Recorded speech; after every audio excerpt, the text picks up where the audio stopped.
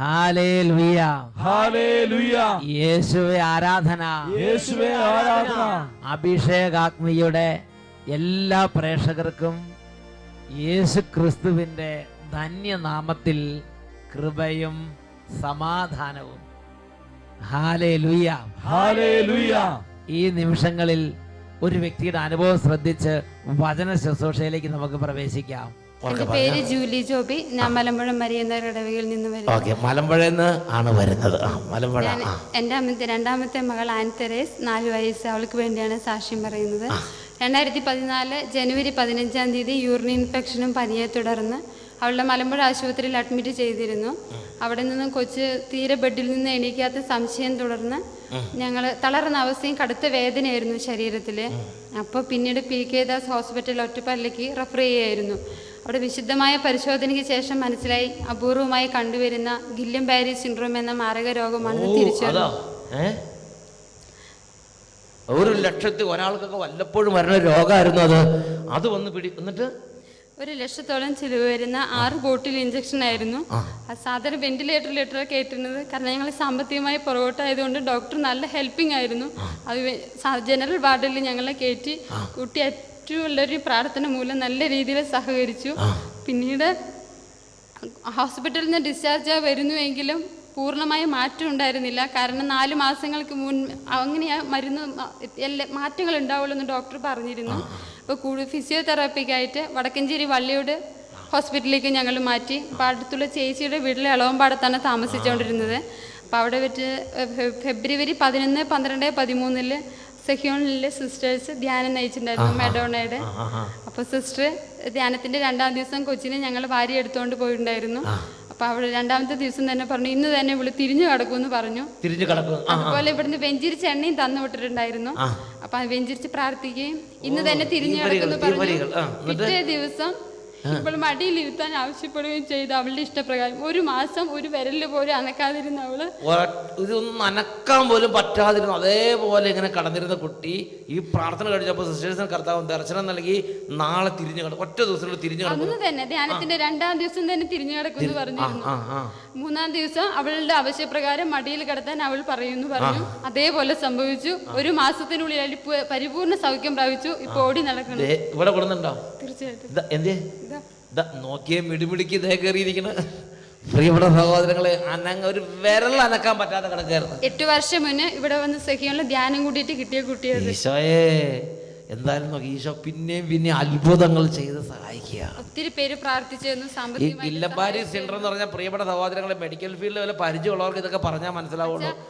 മാരക ഞങ്ങൾ ഡിസ്ചാർജ് ആയിട്ട് ആശുപത്രി പോകുന്ന സമയത്ത് ഇവിടെ നിന്ന് അഭിഷേകത്തിന് കാണുമ്പോൾ ഈ അസുഖം മാറിയതായിരുന്നു സാക്ഷി. ഒരു സാക്ഷിയുണ്ടായിരുന്നു അവിടെ, ആന്റണി എന്ന് പറഞ്ഞ സഹോദരൻ. അത് ഞങ്ങൾ ആദ്യമായിട്ട് കാണുന്നു. അപ്പൊ ഞാൻ മനസ്സിൽ നേരിടുന്നു അഭിഷേകത്തിന് 9 പ്രാവശ്യം 9 മാസത്തിന് 9 ആഴ്ച ഞാൻ മുടങ്ങാതെ കാണാം. അതിന്റെ ഉള്ളിൽ എഴുന്നേറ്റ് നടക്കുകയാണെന്ന്. 3-ാമത്തെ ഞായറാഴ്ച ആകുമ്പോഴേക്കും കൊച്ചു എണീറ്റ് നടന്നു. 9 ഞായറാഴ്ച ഞാൻ കൂടി പ്രാർത്ഥിക്കുന്നതിനുള്ളിൽ കർത്താവ് എന്റെ കുട്ടിയെ എഴുന്നേൽപ്പിച്ച ഞാൻ സാക്ഷി പറയാന്ന് പറഞ്ഞു. 3-ാമത്തെ ഞായറാഴ്ച ആയപ്പോ ഈ കുട്ടിയെ കർത്താവ് എഴുന്നേൽപ്പിച്ച്. നോക്കി എത്ര അത്ഭുതമായി ഈശോ ചെയ്യണത്. എന്നുറക്കെ പറഞ്ഞേ ഹല്ലേലൂയ. കൈകൾ ഉയർത്തി കൈയടിച്ച് കർത്താവിനെ ആരാധിക്കാം. സർവശക്തൻ കൂടെയുണ്ട്, ദൈവശക്തി എന്നിലുണ്ട്, ദൈവ പൈതൽ ഞാൻ ഭയപ്പെടില്ല. അത്യുന്നതൻ കരം കൂടെയുണ്ട്, സർവശക്തൻ കൂടെയുണ്ട്, ദൈവശക്തി എന്നിലുണ്ട്, ദൈവ പൈതൽ ഞാൻ ഭയപ്പെടില്ല. അത്യുന്നതൻ കരം കൂടെയുണ്ട്. ഹല്ലേലൂയ. ഹല്ലേലൂയ. യേശുവേ ആരാധന. യേശുവേ ആരാധന. ഈ നിമിഷങ്ങളിൽ എഴുന്നേറ്റ് നിന്ന് നമുക്ക് എല്ലാവർക്കും പ്രാർത്ഥിക്കാം. കുട്ടികളെ ഈശോ പ്രത്യേകം അനുഗ്രഹിക്കുന്നുണ്ട്. കുട്ടികളും വേഗം ചാടി എഴുന്നേറ്റ് നമുക്ക് ഒരുമിച്ച് ഇന്ന് കർത്താവിനെ ആരാധിക്കാം. പാട്ടുപാടി കർത്താവിനെ ആരാധിക്കുമ്പോൾ നിങ്ങളൊരു താമസിച്ച ധ്യാനത്തിൽ എങ്ങനെ ആഹ്ലാദത്തോടെ കർത്താവിനെ അതേപോലെ സന്തോഷിച്ച് കർത്താവിനെ ആരാധിക്കണം. ഇങ്ങനെ ആരാധിക്കുന്ന ഈ സമയത്ത് ഓരോ കുട്ടികളുടെ മേലും ഓരോ കുടുംബത്തിൻ്റെ മേലും അഭിഷേകങ്ങൾ നിറയും. അച്ഛൻ ഇവിടുന്ന് പ്രഘോഷിക്കുന്ന വചനങ്ങളെക്കാൾ അനേക ഇരട്ടിയായി ദൈവരാജ്യ രഹസ്യങ്ങൾ പരിശുദ്ധാത്മാവ് ഓരോരുത്തർക്കും വെളിപ്പെടുത്തി തരും. രോഗികൾ സൗഖ്യം പ്രാപിക്കും. മനപ്രയാസത്തിലും ദുഃഖത്തിലും നിരാശയിലിരിക്കുന്ന കുടുംബങ്ങളിൽ നിന്ന് കർത്താവ് അതൊക്കെ മാറ്റി വിടുതൽ നൽകി അനുഗ്രഹിക്കും. വലിയ വിടുതലിൻ്റെ ശുശ്രൂഷയാണ് പാട്ടുപാടി കർത്താവിനെ ആരാധിക്കുന്ന ഈ സമയം. നമുക്ക് പാട്ടുപാടി കർത്താവിനെ ആരാധിക്കാം. Glory glory glory, power power power. സർവശക്തൻ കൂടെയുണ്ട്, ദൈവശക്തി എന്നിലുണ്ട്, ദൈവ പൈതൽ ഞാൻ ഭയപ്പെടില്ല, അത്യുന്നതൻ കരം കൂടെയുണ്ട്. സർവശക്തൻ കൂടെയുണ്ട്, ദൈവശക്തി എന്നിലുണ്ട്, ദൈവ പൈതൽ ഞാൻ ഭയപ്പെടില്ല, അത്യുന്നതൻ കരം കൂടെയുണ്ട്. താതന്റെ വാഗ്ദാനമേ പരിശുദ്ധ റൂഹായേ, ശക്തിയെ നിത്യസഹായക ഞങ്ങൾ നിറയണമേ. താതന്റെ വാഗ്ദാനമേ പരിശുദ്ധ റൂഹായേ, ശക്തിയെ നിത്യസഹായക ഞങ്ങൾ നിറയണമേ. ഇടത്തോട്ടും വലത്തോട്ടും പതുക്കെ നനങ്ങി ആഹ്ലാദത്തോടെ റിലാക്സ് ചെയ്ത് കുടുംബം ഒന്നിച്ച് കർത്താവിനെ ആരാധിക്കുക. ദുഃഖവും ഭാരവും ഉള്ളവരെല്ലാം കർത്താവിന് മുമ്പിൽ അതെല്ലാം ഹൃദയഭാരങ്ങൾ ഇറക്കി വെക്കുക. രോഗികൾ ഹൃദയം നുറുക്കി പ്രാർത്ഥിക്കുക. സന്തോഷത്തോടെ ദൈവത്തെ ആരാധിക്കട്ടെ. Glory glory glory. മോശയിൽ നിറഞ്ഞ ദൈവത്തി ശക്തി അഭിഷേകമായി നിറഞ്ഞിടട്ടെ. മോശയിൽ നിറഞ്ഞ ദൈവത്തി ശക്തി അഭിഷേകമായി നിറഞ്ഞിടട്ടെ. സൈന്യത്തിൻ മുന്നിൽ ആഴിതൻ നടുവിൽ അത്ഭുതങ്ങൾ ചെയ്തൊരു ആത്മശക്തി. സൈന്യത്തിൻ മുന്നിൽ ആഴിതൻ നടുവിൽ അത്ഭുതങ്ങൾ ചെയ്തൊരു ആത്മശക്തി. താതന്റെ വാഗ്ദാനമേ പരിശുദ്ധ റൂഹായേ, ശക്തിയെ നിത്യസഹായക ഞങ്ങൾ നിറയണമേ. താതന്റെ വാഗ്ദാനമേ പരിശുദ്ധ റൂഹായേ, ഉന്നത ശക്തിയെ നിത്യസഹായക ഞങ്ങൾ നിറയണമേ, ഞങ്ങൾ നിറയണമേ. കരങ്ങൾ ഉയർത്തി എല്ലാ മക്കളും ഇപ്പോൾ ഉറക്കെ സ്തുതിക്കുന്നു.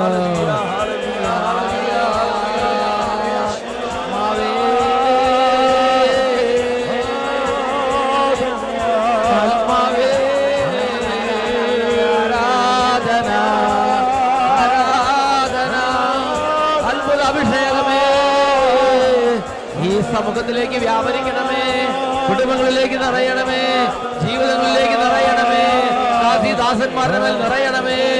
ഹല്ലേലൂയ ആരാധന ആരാധന ആരാധന ഹല്ലേലൂയ ഹല്ലേലൂയ ഹല്ലേലൂയ. യേശുവേ ആരാധന ആരാധന ആരാധന. ഭാഷാവരമുള്ളവർ ഭാഷാവരങ്ങളിൽ സ്തുതിക്കുന്നു. ആത്മാവിന്റെ കൃപകളെ ദൈവത്തെ ആരാധിക്കുന്നു. മക്കളെ കൈകൾ ഉയർത്തി സ്തുതിക്കുക. ഹല്ലേലൂയ ഹല്ലേലൂയ. യേശുവേ ആരാധന ആരാധന. ഓരോ കുടുംബങ്ങളിലേക്ക് അഭിഷേകം നിറയട്ടെ, ഓരോ ജീവിതങ്ങളിലേക്ക് അഭിഷേകം നിറയട്ടെ, ഓരോ മകനും മകളും അഭിഷേകം പ്രാപിക്കട്ടെ, ഓരോ കുട്ടികളും അഭിഷേകം കൊണ്ട് നിറയട്ടെ, ഓരോ വംശങ്ങളും അഭിഷേകം കൊണ്ട് നിറയട്ടെ, ഓരോ സമൂഹങ്ങളുടെ മേൽ കൃപ നിറയട്ടെ, ക്ഷീണങ്ങൾ മാറട്ടെ, മന്ദത മാറട്ടെ, അഭിഷേകം നിറയട്ടെ, ആത്മാവ് നിറയട്ടെ, പരിശുദ്ധ സന്തോഷം നിറയട്ടെ, ദിവ്യ ശക്തി നിറയട്ടെ. ഹല്ലേലൂയ ആരാധന ആരാധന. ഹല്ലേലൂയ ഹല്ലേലൂയ ഹല്ലേലൂയ. യേശുവേ ആരാധന, യേശുവേ ആരാധന, യേശുവേ സ്തോത്രം, യേശുവേ നന്ദി, യേശുവേ ആരാധന. ഹല്ലേലൂയ ഹല്ലേലൂയ. ഉറക്കെ പറയാ ഹല്ലേലൂയ ഹല്ലേലൂയ. Praise the Lord praise the Lord. ഈശോ മിശിഹായിക്ക് സ്തുതിയായിരിക്കട്ടെ. ഇരിക്കാം. പ്രിയപ്പെട്ട സഹോദരങ്ങളെ, കർത്താവിന്റെ അനുഗ്രഹത്താൽ വീണ്ടും ഒരിക്കൽ കൂടെ കണ്ടുമുട്ടാൻ ദൈവം ഇടവരുത്തിയിരിക്കുകയാണ്. നിങ്ങൾക്ക് എല്ലാവർക്കും കർത്താവിന്റെ വലിയ കൃപകൾ ഉണ്ടാകട്ടെ എന്ന് അച്ഛൻ സ്നേഹപൂർവ്വം പ്രാർത്ഥിക്കുന്നു. നിങ്ങൾ എനിക്ക് വേണ്ടി പ്രാർത്ഥിക്കണമെന്ന് ഞാൻ അഭ്യർത്ഥിക്കുകയാണ്. അപ്പോൾ നിങ്ങൾ ഉറക്കെ പറഞ്ഞേ ഹല്ലേലൂയ, ഹല്ലേലൂയ. ഇന്ന് നാം ചിന്തിക്കുന്നത് എല്ലാം കാണുന്ന ദൈവം. പ്രിയപ്പെട്ട സഹോദരങ്ങളെ, പണ്ട് കാലങ്ങളിൽ നമ്മുടെ കാർന്നോമാർക്ക് ഒരു വിചാരം ഉണ്ടായിരുന്നു, ഇതൊക്കെ ദൈവം കാണുന്നുണ്ട്, ദൈവം ഇതൊക്കെ കാണുന്നുണ്ട്. ദൈവ വിചാരം ഞാൻ എൻ്റെ ദൈവത്തിൻ്റെ മുമ്പിലാണെന്നും ദൈവത്തിന് നിരക്കാത്തതൊന്നും ഞാൻ ചെയ്യരുതെന്നും ഒരു വിചാരം, ഒരു ദൈവ വിചാരം അവരെ ഭരിച്ചിരുന്നു. അതുകൊണ്ട് ജീവിതത്തിൽ കഠിനമായ പാപം ചെയ്യാതിരിക്കാൻ ഈ ദൈവ വിചാരം അവരെ സഹായിച്ചിരുന്നു. എന്നാൽ ഈ കാലഘട്ടത്തിൽ നമ്മുടെ തലമുറയിൽ നമുക്ക് നഷ്ടപ്പെട്ടു പോയ ഒരു സുഹൃതമാണ്, എൻ്റെ ദൈവം ഇത് കണ്ടുകൊണ്ടിരിക്കുന്നുണ്ട്, എൻ്റെ ദൈവം ഇത് അറിയുന്നുണ്ട്. ഈ ഒരു വിചാരം പോയി. ഇന്ന് ആർക്കും എന്തും ചെയ്യാം, ഇന്ന് ആർക്കും എന്തും പറയാം, ഏത് അനീതിയും ഏത് അക്രമവും എന്ത് ദുഷ്ടതയും പ്രവർത്തിക്കാൻ ഒരു മടിയില്ല. കാരണം ഹൃദയത്തിൽ നിന്ന് ദൈവ വിചാരം അറ്റുപോയി, ഹൃദയത്തിൽ നിന്ന് ദൈവത്തെക്കുറിച്ചുള്ള ചിന്ത അറ്റുപോയി. പ്രിയപ്പെട്ട സഹോദരങ്ങളെ, അതുകൊണ്ട് ഇന്ന് വിശുദ്ധ ലിഖിത പ്രകാരം നാം ഒരു വ്യക്തിയുടെ ജീവിതത്തിൽ ആ വ്യക്തി ചെയ്യുന്ന ഓരോ കാര്യവും, ആ വ്യക്തി ചെയ്യുന്ന ഓരോ അപേക്ഷയും, ആ വ്യക്തിയുടെ വായിൽ നിന്ന് പുറപ്പെടുന്ന ഓരോ വാക്കും, ആ വ്യക്തിയുടെ കണ്ണിൽ നിന്ന് പുറപ്പെടുന്ന ഓരോ കണ്ണുനീരും ദൈവം കാണുന്നുണ്ട് എന്ന് നമുക്ക് വെളിപ്പെടുത്തി തരുന്ന ചില ദൈവവചന ഭാഗങ്ങളാണ് ഇപ്പോൾ നമ്മൾ ചിന്തിക്കാൻ പോകുന്നത്. ആദ്യമായിട്ട് നമ്മൾ ചിന്തിക്കുന്നത് രാജാക്കന്മാരുടെ 2-ാം പുസ്തകം 20-ാം അധ്യായം 1 മുതൽ 4 വരെയുള്ള തിരുലിഖിതങ്ങളാണ്. ഹെസക്കിയ രോഗബാധിതനായി മരണത്തോടടുത്തു. ആമോസിന്റെ പുത്രൻ യേശയ്യ അടുത്ത് എന്ന് പറഞ്ഞു, കർത്താവ് അരുളി ചെയ്യുന്നു, നിന്റെ വീട്ടുകാര്യങ്ങൾ ക്രമീകരിക്കുക എന്ന് പറഞ്ഞാൽ നീ മരിക്കും എന്ന കാര്യം ഹെസക്കിയ രാജാവിനെ പ്രവാചകൻ അറിയിച്ചു. ആ ഹെസക്കിയ രാജാവ് എന്ത് ചെയ്തു? അദ്ദേഹം ആ കിടക്കയിൽ നിന്ന് തിരിഞ്ഞു കടന്ന് അങ്ങോട്ട് വേദനയോടെ കരഞ്ഞു. അതാണ് അടുത്ത വാക്യം. ഹെസക്കിയ ചുവരിലേക്ക് മുഖം തിരിച്ച് കർത്താവിനോട് പ്രാർത്ഥിച്ചു, കർത്താവേ, ഞാൻ എത്ര വിശ്വസ്തമായും ആത്മാർത്ഥമായുമാണ് അങ്ങയുടെ മുമ്പിൽ പ്രവർത്തിച്ചത് എന്ന് ഓർക്കണമേ. പിന്നെ അവൻ ദുഃഖത്തോടെ കരഞ്ഞു, അവൻ ദുഃഖത്തോടെ കരഞ്ഞു. അത് കർത്താവ് കണ്ടു, അത് കർത്താവ് കേട്ടു, ആ കണ്ണുനീർ കർത്താവ് അറിഞ്ഞു. ഉടനെ തന്നെ കൊട്ടാരത്തിന്റെ അങ്കണം വിടുന്നതിന് മുമ്പ് തന്നെ യേശയ്യായ്ക്ക് കർത്താവിന്റെ അരുളപ്പാടുണ്ടായി, നീ തിരിച്ചു ചെന്ന് രാജാവിനോട് അറിയിക്കുക, 15 വർഷം കൂടി നിന്റെ ആയുസ് ദീർഘിപ്പിച്ചിരിക്കുന്നു. പ്രിയപ്പെട്ട സഹോദരൻ, ഇതിൽ ഞാൻ മനസ്സിലാക്കുന്ന കാര്യം, ആ രാജാവ് ദുഃഖത്തോടെ കരഞ്ഞപ്പോൾ ആ കണ്ണുനീര് കർത്താവ് കണ്ടു. കർത്താവ് ആ കണ്ണുനീര് കണ്ടെങ്കിലും ഹെസക്കിയായ്ക്ക് പ്രത്യേകിച്ചൊരു അനുഭൂതിയോ അനുഭവമോ ഉണ്ടായില്ല. ഇതുപോലെ തന്നെയാണ് നമ്മുടെ അടുക്കളയിൽ നമ്മൾ കരയുമ്പോൾ, നമ്മുടെ പ്രാർത്ഥനാ മുറിയിൽ നമ്മൾ കരയുമ്പോൾ, നമ്മുടെ ജോലി സ്ഥലത്തിൽ നമ്മൾ കരയുമ്പോൾ, നമ്മുടെ കുടുംബത്തിന് വഴക്കുണ്ടായി വിഷമമുണ്ടായി നമ്മൾ ഒറ്റയ്ക്ക് മാറിയിരുന്ന് കരയുമ്പോൾ നമുക്ക് ഒരു അനുഭവം ഇല്ലെന്ന് വിചാരിച്ച് ദൈവം അത് കാണുന്നില്ല എന്ന് മനസ്സിലാകും. ദൈവം അത് കാണുന്നുണ്ട്, ദൈവം അതിനുവേണ്ടി ഒരു തീരുമാനം എടുക്കുന്നുണ്ട്, ദൈവം അതിനുവേണ്ടി ഒരാളെ ഉയർത്തുന്നുണ്ട്. ആ കണ്ണുനീര് പരിഹരിക്കാൻ വേണ്ടി ഒരാളെ കർത്താവ് കരുതിയിട്ടുണ്ട്, ഒരാളെ കർത്താവ് ഉയർത്തുന്നുണ്ട്. പ്രിയപ്പെട്ട സഹോദരങ്ങളെ, പക്ഷേ കർത്താവ് അങ്ങനെ തീരുമാനം എടുത്ത് പ്രവർത്തിക്കുമ്പോൾ ഈ കരഞ്ഞുകൊണ്ടിരിക്കുന്ന എനിക്ക് എൻ്റെ കണ്ണുനീര് കർത്താവ് കണ്ടു എന്ന് ആ സമയത്ത് ഒരു അനുഭവം ഉണ്ടാകണം നിർബന്ധമില്ല. എങ്കിലും മകനെ, മകളെ, ഒരു കാര്യം അറിയണം, നീ പഠിക്കാൻ പറ്റാതെ വിഷമിച്ച് ആ മുറി ഇരുന്ന് വേദനിക്കുമ്പോൾ, നീ റിസൾട്ട് കിട്ടി വേദനയോടെ ആ പേപ്പറെ നോക്കി വിഷമിച്ചിരിക്കുമ്പോൾ ആ വിഷമം, ആ കണ്ണുനീര്, ആ ഹൃദയത്തിന്റെ വേദ, ആ വേദന കർത്താവ് അറിയുന്നുണ്ട്. നിന്നെ സഹായിക്കാൻ കർത്താവ് ഒരാളെ ഉയർത്തും. നിനക്ക് വേണ്ടി കർത്താവ് നടപടി എടുത്തിട്ടുണ്ട്. നീ അത് വിശ്വസിക്കണം. നിന്റെ ഓരോ അവസ്ഥയും കർത്താവ് കാണുന്നുണ്ട്. ഉറക്കെ പറയാ, ഹല്ലേലൂയ, ഹല്ലേലൂയ, ഹല്ലേലൂയ, ഹല്ലേലൂയ. പ്രിയപ്പെട്ട സഹോദരങ്ങളെ, അപ്പോസ്തല പ്രവർത്തനത്തിൽ വേറൊരു രംഗം നമ്മൾ കാണുന്നുണ്ട്. അപ്പോസ്തല പ്രവർത്തനം 12-ാം അധ്യായം 21 മുതൽ 23 വരെ തിരുലിഖിതങ്ങൾ. അവിടെ ഹെറോദോസ് രാജകീയ വസ്ത്രങ്ങൾ ധരിച്ച് വലിയ പ്രതാപത്തോടെ സിംഹാസനത്തിലേക്ക് വന്ന് ഇരിക്കുന്ന രംഗമാണ് കാണിക്കുന്നത്. അവന്റെ വരവും അവന്റെ ഇരിപ്പും ഒരു പ്രത്യേക വിധമായിരുന്നു. അത് കണ്ടതും കേട്ടതുമായ ആളുകൾ അതെങ്ങനെയാണെന്ന് വിവരിക്കുന്നുണ്ട്. അതാണ് 12-ാം അധ്യായം 21 മുതൽ 23 വരെ വാക്യങ്ങൾ. ഒരു നിശ്ചിത ദിവസം ഹെറോദോസ് രാജകീയ വസ്ത്രങ്ങൾ ധരിച്ച് സിംഹാസനത്തിൽ ഉപവിഷ്ടനായി. അവരോട് അവൻ പരസ്യമായി സംസാരിച്ചു. ജനക്കൂട്ടം വിളിച്ചു പറഞ്ഞു, ഇത് ഒരു ദേവന്റെ സ്വരമാണ്, മനുഷ്യന്റേതല്ല, ഇതൊരു ദേവന്റെ സ്വരം തന്നെ, ഇതൊരു ദേവൻ തന്നെ. എന്ന് പറഞ്ഞാൽ അതേ മാതിരിയാണ് വലിയ അധികാരത്തോടും ധാർഷ്ട്യത്തോടും ധിക്കാരത്തോടും ശക്തിയോടും പ്രതാപത്തോടും കൂടെ അവൻ്റെ ഇടപെടൽ, അവൻ്റെ നടപ്പ്, അവൻ്റെ ഇരിപ്പ്, അവൻ്റെ നീക്കം, അവൻ്റെ മൂവ്മെന്റുകളെല്ലാം അതുപോലെ തന്നെയാണ്. പ്രിയപ്പെട്ട, ഇത് കണ്ടപ്പോൾ പറയാണ് ഇതൊരു ദേവൻ തന്നെ എന്ന് ജനങ്ങൾ വിളിച്ചു പറയുക. ഇത് കർത്താവ് കണ്ട് തുടർന്നുള്ള വാക്യത്തിൽ വായിക്കുന്നത് ഇങ്ങനെയാണ്: പൊടുന്നനെ ഒരു ദൈവദൂതൻ പ്രത്യക്ഷപ്പെട്ട് അവനെ ആഞ്ഞടിച്ച് ഒരൊറ്റയടിക്ക് അവൻ നിലം പതിച്ച് പുഴുക്കൾക്കിരയായി അവൻ അന്തിശ്വാസം വലിച്ച്. കർത്താവിന്റെ ഒരു ദൂതൻ അവനെ അടിച്ചു വീഴ്ത്തി. എന്തെന്നാൽ അവൻ ദൈവത്തിന് മഹത്വം നൽകിയില്ല. പ്രിയപ്പെട്ട സഹോദരങ്ങളെ, ഞാനും നിങ്ങൾ ചിന്തിക്കേണ്ട ഒരു കാര്യമാണ്. എന്നെയും നിങ്ങൾ ദൈവം ഉയർത്തി, എന്നെ നിങ്ങൾ ദൈവം വളർത്തി, ഓരോ സ്ഥാനങ്ങളിലാക്കി, ഓരോ പൊസിഷൻ തന്നു, ഓരോ കൃപ തന്നു, ഓരോ അഭിഷേകം തന്നു, ഓരോ ശക്തി തന്നു, ഓരോ അധികാരം തന്നു, ഓരോ വിധത്തിലാക്കി. ആ സ്ഥാനങ്ങളിൽ, ആ നിലകളിലൊക്കെ വ്യാപരിക്കുമ്പോൾ ദൈവത്തിന് മഹത്വം നൽകാതെ അങ്ങനെ നാട്ടുകുലിക്ക് നടന്നാൽ ഒരു കാര്യം, ഇതെല്ലാം കാണുന്ന, ഇതെല്ലാം അറിയുന്ന ഒരു ദൈവമുണ്ട്. എന്നെ നിങ്ങളെ വളർത്തിയ ദൈവം, എന്റെ നെകളത്തിൽ, എന്റെ അഹങ്കാരത്തിൽ, എന്റെ ധിക്കാരത്തിൽ, എന്റെ ദാർഷ്ട്യത്തിൽ ഇത് കണ്ടോണ്ടിരിക്കുന്ന ഒരു ദൈവം ഉണ്ടെന്ന് ഞാൻ നിങ്ങൾ മറക്കരുത്. ഒന്ന് ഉറക്കെ പറയാ, ഹല്ലേലൂയ, hallelujah, hallelujah, hallelujah, hallelujah, hallelujah. പെട്ടെന്ന് ഒരു ദൈവദൂതൻ അവനെ അടിച്ചു വീഴ്ത്തി. അവൻ പുഴുക്കൾക്കിരയായി അന്തിശ്വാസം വലിച്ചു. എന്തെന്നാൽ അവൻ ദൈവത്തിന് മഹത്വം നൽകിയില്ല. ദാനിയേലിന്റെ പുസ്തകത്തിൽ 4-ാം അധ്യായം 29 മുതൽ 32 വാക്യങ്ങൾ, അവിടെ മഹാനായ നെബൂഖദ്നേസർ രാജാവിനെയാണ് ദൈവവചനം നമ്മുടെ മുമ്പിലേക്ക് കൊണ്ടുവരുന്നത്. നെബൂഖദ്നേസർ രാജാവിന്റെ പ്രത്യേകത എന്താ? അദ്ദേഹം ഒരു കാലത്ത് വളരെ ഞെരുക്കമൊക്കെ ആയിരുന്നിരിക്കാം. എന്നാൽ കർത്താവ് അദ്ദേഹത്തിന്റെ കഷ്ടത കണ്ട് അനുഗ്രഹിച്ച് ഉയർത്തി അധികാരം നൽകി, രാജ്യം നൽകി, ചക്രവർത്തിയാക്കി, കിരീടം നൽകി, കൊട്ടാരം നൽകി, പദവി നൽകി, എല്ലാ മേഖലകളിലും അവനെ മുടിചൂടാ മന്നനാക്കി മാറ്റി. രാജാവിന്റെ ദീർഘകാലത്തെ ആഗ്രഹമായിരുന്നു ഒരു കൊട്ടാരം, എനിക്ക് പറ്റിയ വിധത്തിൽ ഒരു കൊട്ടാരം പണിയണം. അങ്ങനെ രാജാവ് കൊട്ടാരം പണിത് പൂർത്തിയാക്കി, അതിന്റെ ഉദ്ഘാടനം കഴിഞ്ഞ് അതിൽ താമസമാക്കി. അങ്ങനെ മട്ടുപ്പാവിലൂടെ നടക്കുന്ന സമയത്ത് ഒരു ചിന്ത ഇങ്ങനെ മനസ്സിലേക്ക് വരികയാണ്. അവനത് വിളംബരം നടത്തിയിട്ടൊന്നുമില്ലെന്ന് ഞാൻ വിചാരിക്കുന്നത്, ഉള്ളിൽ കൂടെ ചിന്ത വന്നു. അതാണ് 29-30 വാക്യങ്ങൾ. 12 മാസം കഴിഞ്ഞ് ബാബിലോണിലെ രാജകൊട്ടാരത്തിന്റെ മട്ടുപ്പാവിൽ ഉലാത്തുമ്പോൾ രാജാവ് പറഞ്ഞു, എന്റെ രാജകീയ മഹത്വത്തിന് വേണ്ടി രാജമന്ദിരമായി, എന്റെ മഹാപ്രഭവത്താൽ ഞാൻ നിർമ്മിച്ചതല്ലേ മഹത്തായ ഈ ബാബിലോൺ.